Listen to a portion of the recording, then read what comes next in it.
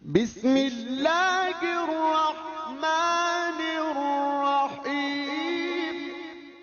Ma qimatut tafsir al-ma'thur anis sahabat. Ya, apa namanya nilai atau apa keunggulan ya atau apa yang menjadi qimah itu bisa juga disebut makanah, sesuatu yang memiliki keistimewaan ya dari atau apa yang menjadi nilai penting ya dari tafsir yang diriwayatkan dari sahabat Nabi Shallallahu Alaihi Wasallam ketika kita bicara tafsir bil ma'thur. Apa hubungannya dengan hadis Nabi? Kedudukannya seperti apa dengan hadis Nabi SAW, dengan Al-Quran, dengan apa tafsir Al-Quran dengan Al-Quran itu sendiri, dan seperti apa?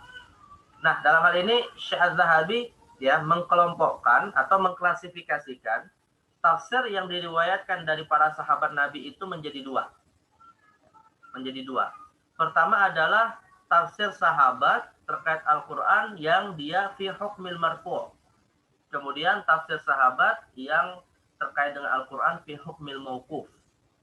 Baik. Ya talibat, ana as'al qabla asyuru' ila bayan mal murad min hada min hadhil mas'alah. Saya tanya dulu. Kalian belajar ilmu hadis, ya. Hadis terkait dengan dinisbatkannya kepada siapa hadis itu dibagi menjadi berapa? Ya talibat. Arba'ah, Ustaz. Nah,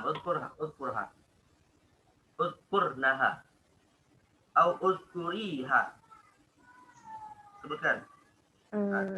Apa saja? Hadis qudsi, Hadis qudsi ilaman? hadis marfu, Hadis hadis qudsi marfu ilaman? Enggak, hadis qudsi ilaman? Ila Allah. ila Allah Azza wa Jalla, summa Hadis marfu. cuma hadis marfu ilaman yunsabu hadis al-marfu Ila ila Nabi sallallahu alaihi wasallam. Nabi SAW, summa maqtu Hah? Mauquf. Mauquf. maqtu ilaman Ila ila sahabat. sahabat sahabat, summa Al-maqtu. Al-maqtu. al-maqtu ila Ila tabi'in. tabi'in. tadi. Jadi dari sisi penyandaran ada 4, dan 4 hal ini ya akhwat itu juga sebenarnya adalah bagian dari tafsir bil ma'thur. Tafsirul Quran bil Quran berarti nisbat kepada Allah. Tafsir Quran bin Nabi berarti pakai hadis Nabi yang disebut hadis marfu. Tafsir Quran bi aqwal sahabat berarti pakai hadis mauquf. Ya. Kemudian tafsir Al-Quran bi aqwalit tabi'in berarti pakai hadis maqtu'. Nah, jadi ini sebenarnya titik temu ya antara ilmu hadis dengan ilmu tafsir dari sisi sumber penafsiran Al-Quran yang dikaitkan dengan penisbatan dari mana sumber itu datang. Ya. Jadi mau datangnya dari Allah sendiri yang menafsirkan ataupun dari Nabi atau dari sahabat atau dari tabi'in, itu keempat-empatnya termasuk tafsir bil ma'thur. Nah, kalau karena dia tafsir bil ma'thur berarti hal pertama yang menjadi poin penting bagi kita yang mengkaji adalah kesahihan sanadnya. Ya. Jadi bukan hanya kita itu memastikan sahihnya sanad kepada kalau hadis qudsi misalnya kepada riwayat Rasulullah yang meriwayatkan hadis qudsi itu, atau kalau kepada hadis Nabi sendiri adalah kesahihan daripada hadis Nabi, bukan hanya dua ini saja, walaupun memang ilmu hadis secara khusus adalah untuk memastikan kesahihan sanad kepada Rasulullah SAW. Hanya saja termasuk yang kemudian diteliti dari sisi kesahihannya juga adalah riwayat-riwayat dari sahabat dan dari tabi'in. Gitu.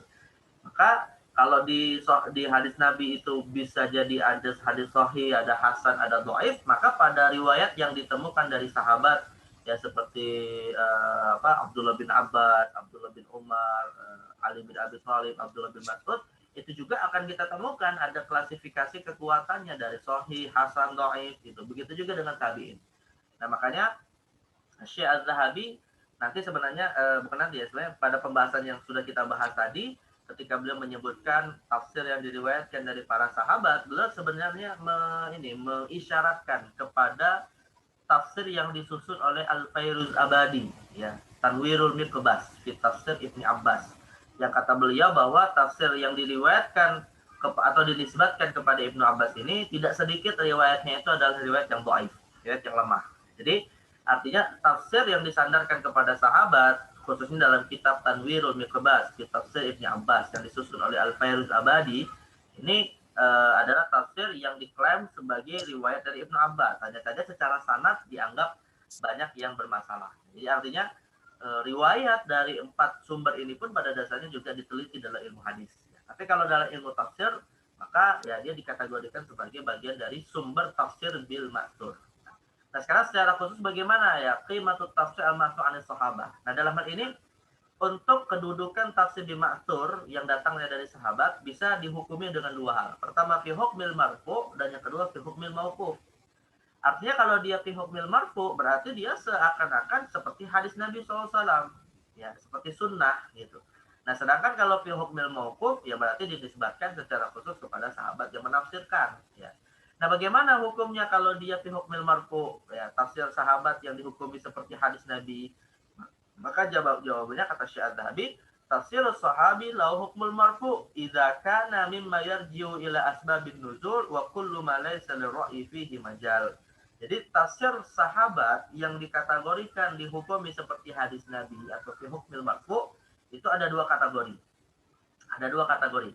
Kategori yang pertama, jika penjelasan sahabat itu mimma yarji ila asbabin nuzul, ya, terkait dengan sebab turunnya ayat. Jadi misalnya ketika sahabat, misalnya Ibnu Abbas ditanya tentang suatu ayat misalnya kan, akhirnya beliau mengatakan, ya hadil ayah nazalat ya kaza wa kaza. Nah, walaupun itu adalah pernyataan beliau, tapi ini fi hukmil marfu. Karena kalau dikatakan nazalat ya fi kaza berarti itu di masa Nabi gitu kan. Karena Al-Qur'an tidak akan turun setelah Nabi wafat. Jadi Al-Quran hanya turun kepada Nabi SAW. Dan ketika sahabat itu mengatakan nazala fi kaza wa kaza, ya turun pada kondisi seperti ini, maka ini menunjukkan Nabi ada di situ dan itu termasuk bagian dari hadis Nabi SAW. Ya sama seperti pernyataan misalnya contohnya adalah pernyataan dari Aisyah radhiyallahu anha. Ya, kata Aisyah radhiyallahu anha, kunna nahidu fi ahdi Rasulillah. Ya dulu kami pernah haid ya pada masa Rasulullah. Fanu'maru biqada'is shaumi wa la nu'maru biqada'is shalah. Lalu diperintahkan oleh Nabi untuk mengqada' puasa tapi tidak diperintahkan untuk mengqada' shalah.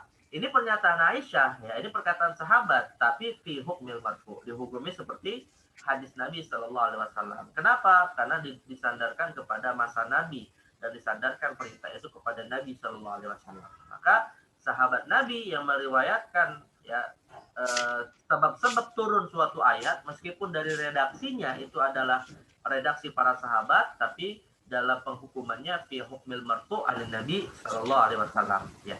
Kenapa fi hukmil marfu' anin Nabi? Ya karena ketika turun ayat itu dan riwayatnya terkait dengan peristiwa yang terjadi ya Nabi sallallahu alaihi wasallam pastinya tidak akan mengingkari suatu kondisi yang terkait dengan turunnya ayat itu gitu. Maka bisa juga dikategorikan ini adalah takrir dari Nabi Sallallahu Alaihi Wasallam. Jadi intinya fi hukmil marfu pertama ya kategori yang pertama adalah kalau terkait dengan asbabun nuzul. Dan yang kedua bukan hanya terkait dengan asbabun nuzul saja ya, tapi juga fima laisa lirra'yi fihi majal, yaitu terkait dengan tafsir-tafsir Al-Qur'an yang tidak mungkin itu muncul dari al-aqlul mahab, ar-ra'yul mahab ya. Yang tidak mungkin itu muncul dari pendapat akal yang tidak mungkin ayat itu berbicara tentang sesuatu yang tidak terkait dengan logika akal tapi ditafsirkan dengan akal.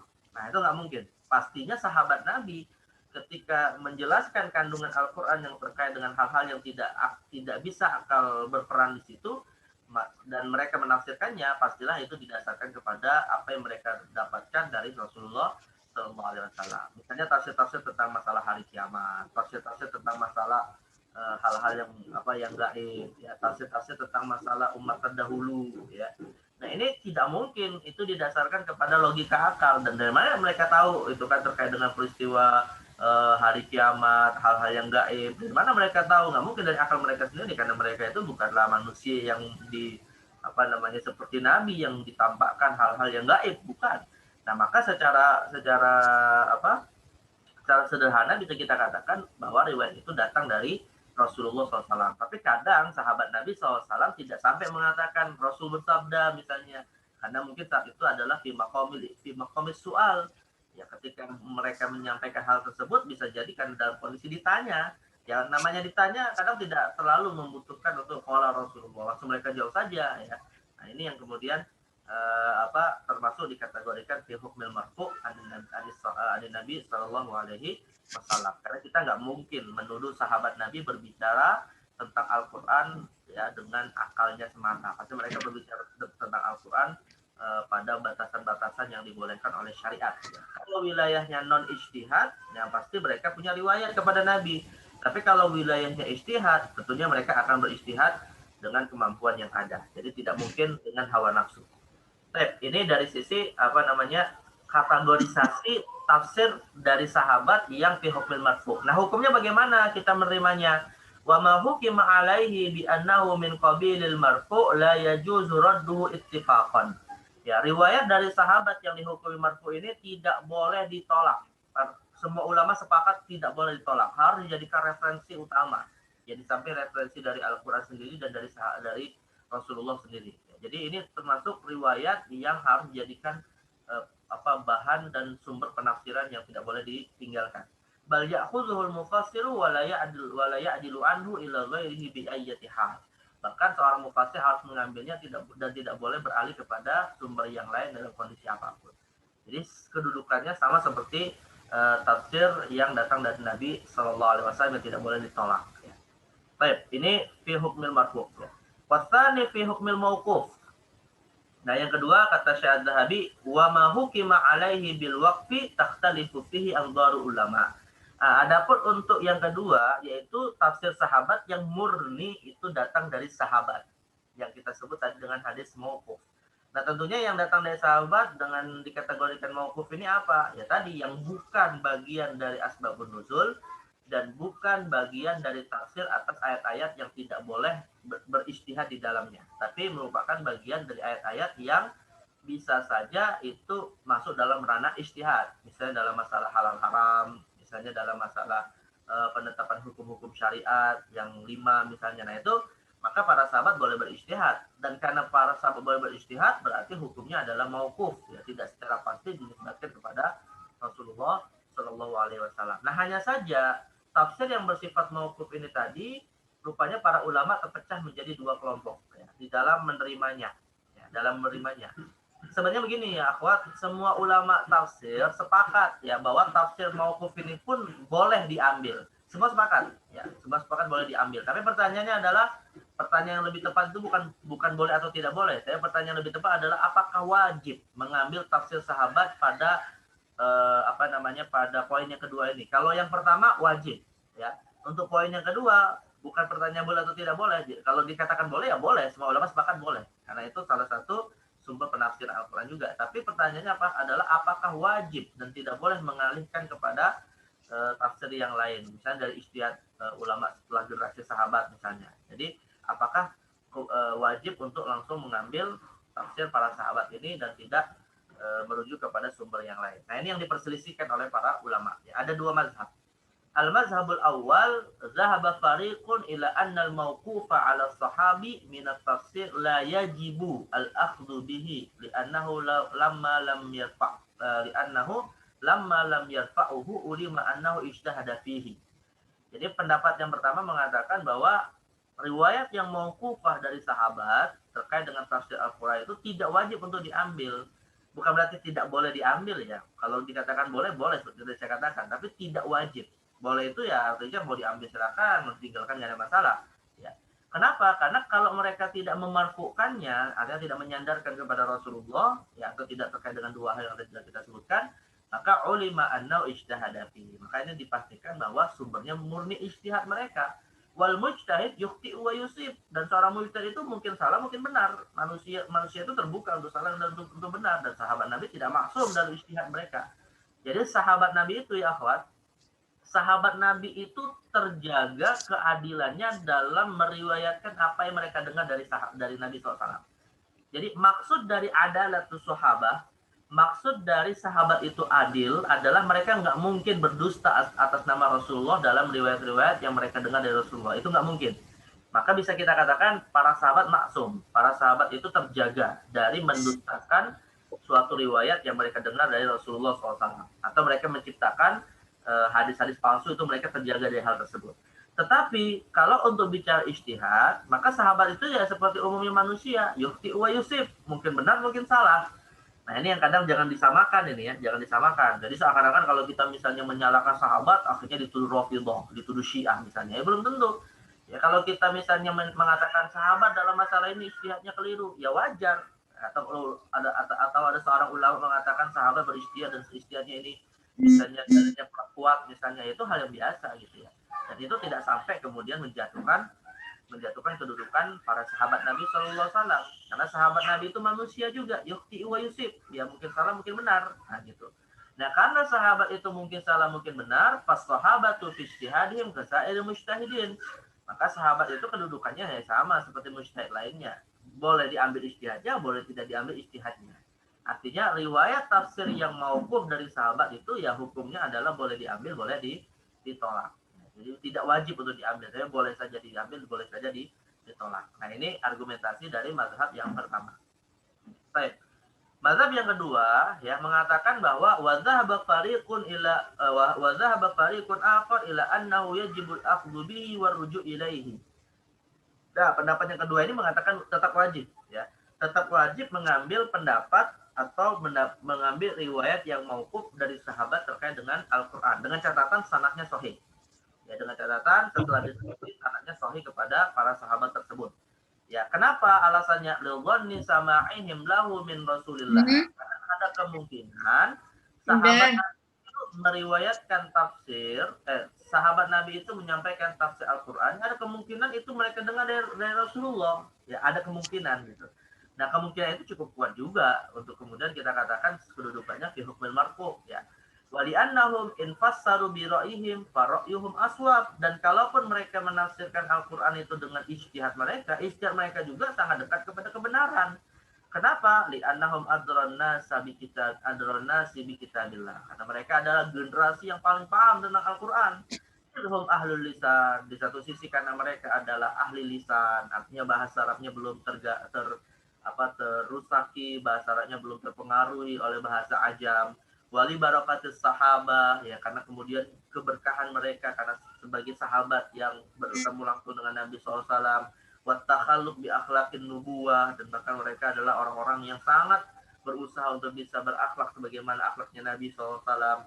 Wali masyahaduhu minal qara'ini wal ahwalil lati ikhtassu biha, di samping itu mereka juga adalah orang-orang khusus yang mengetahui secara langsung, berinteraksi secara langsung terkait dengan kondisi yang melingkupi turunnya Al-Quran kepada Nabi SAW. Walima lahum minal fahmi tamul ilmi sahih, dan juga karena mereka memiliki keilmuan yang sangat sempurna, artinya sempurna itu artinya karena bersumberkan kepada sumber utamanya yaitu Rasulullah, dan juga pemahaman yang sahih, tidak tercampuri oleh keyakinan-keyakinan yang rusak. La siyama ulama'uhum wa kubara'uhum kala'immatil arba'ah wa Abdullah bin Mas'ud wa Ibn Abbas. Lebih khusus lagi ya adalah para ulama dari kalangan sahabat seperti 4 khalifah dan juga Abdullah bin Mas'ud dan Abdullah bin Abbas. Maka Syekh Az-Zahabi dalam hal ini yang terlibat untuk persoalan tafsir sahabat yang bersifat mauquf ini tadi, beliau lebih cenderung ya, bukan berarti mengingkari pendapat yang pertama, tapi lebih cenderung kepada pendapat yang kedua. Artinya pendapat yang tetap mewajibkan dan tidak boleh beralih kepada tafsir lain selama kita masih menemukan riwayat yang sahih sanadnya dari para sahabat Nabi Sallallahu Alaihi Wasallam. Maka Syekh Az-Zahabi mengatakan sebagai kesimpulan, wa hadzal ra'yul akhir huwa alladhi tamilu ilaihi nafsu. Pendapat yang kedua inilah, pendapat yang terakhir inilah yang lebih condong kita untuk mengambilnya. Ya wa yatma'innu ilaihil qalb, karena hati lebih tenang dengan mengambil tafsir dari sahabat ya, ya walaupun itu bersifat mauquf.